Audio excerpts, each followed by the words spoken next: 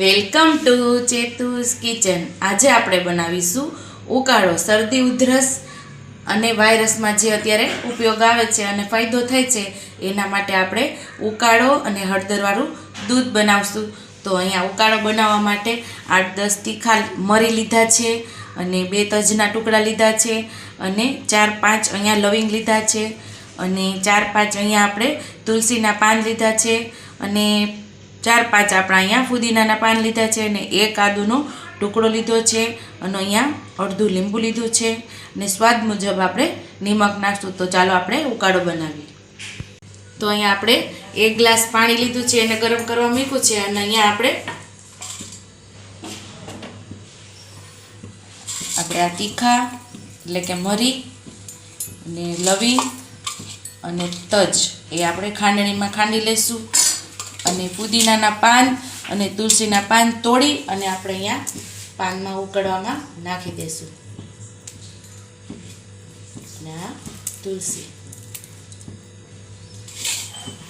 અને આપણે ખાંડી લઈશું સરસ।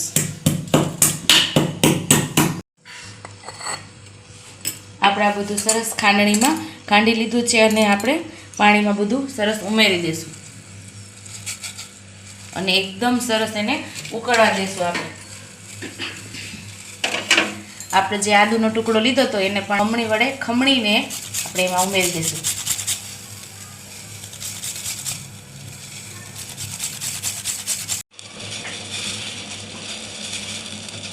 હવે આપણો ઉકાળો સરસ ઉકળવા માંડ્યો છે। અહીંયા આપણે સ્વાદ મુજબ આપણે મીઠું નાખીશું અને એને સરસ ઉકળવા દઈશું।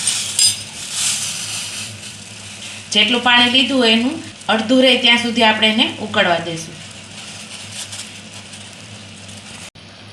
આમાં આપણે જેટલું પાણી લીધું હોય એનું અડધા ભાગનું પાણી રહે ત્યાં સુધી આપણે ઉકાળશું અને આ જે અત્યારે વાયરસ હાલે છે ફ્લૂ વાયરસ જે બધાના ઘરમાં અત્યારે શરદી ઉધરસના વાયરા હાલે છે તો એમાં આ ઉકાળો ખૂબ જ કામ આવે છે। તો ઉકાળો પીએ તો ખૂબ સારું થાય છે આપણને। અહીંયા આપણો ઉકાળો તૈયાર છે। જો અહીંયા ઉકળી અને અડધું થઈ ગયું છે તો આપણો ઉકાળો તૈયાર થઈ ગયો છે તો એને આપણે ગ્લાસમાં લઈ લઈશું।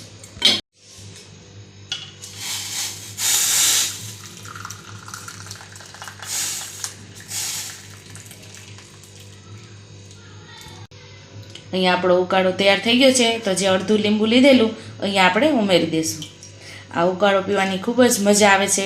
જો આ ઉકાળામાં લીંબુ અને મીઠું ન ફાવતું હોય તો આ જગ્યા ઉપર લીંબુ અને મીઠું નહીં ઉમેરવાનું અને 1 ચમચી જેટલું તમારે મધ ઉમેરી દેવાનું। એ ઉકાળો પણ બહુ સરસ લાગે છે। તો હવે આપણે દૂધ બનાવશું। અહીંયા આપણે 1 કપ જેટલું દૂધ લીધું છે અને એમાં આપણે હળદરવાળું દૂધ બનાવીએ છીએ એટલે 5 ચમચી જેટલી એમાં હળદર નાખશું। અહીંયા આપણે 3 લવિંગ ઉમેરી દઈશું।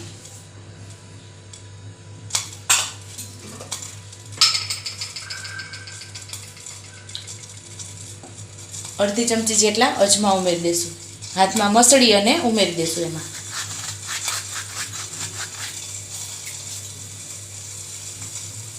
થોડી કમથી અહીંયા આપણે ખાંડ ઉમેરશું। સ્વાદ મુજબ આપણે ખાંડ ઉમેરશું। આ જગ્યા ઉપર તમે જ્યારે દૂધ તૈયાર થઈ જાય અહીંયા તમે મધ પણ ઉમેરી શકો। અત્યારે મારી પાસે અવેલેબલ નથી મધ એટલે હું મધ નથી ઉમેરતી અને મારી દીકરી મધવાળું દૂધ ન પીવે, એ ખાંડવાળું દૂધ પીવે એટલે એના માટે હું દૂધ બનાવું છું તો એમાં મેં ખાંડ ઉમેરેલી છે।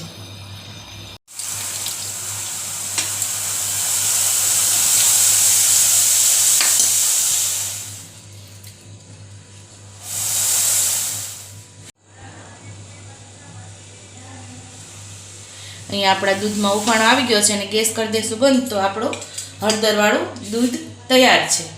હળદરવાળું દૂધ તૈયાર છે એ પણ આપણે ગ્લાસમાં કાઢી લઈશું।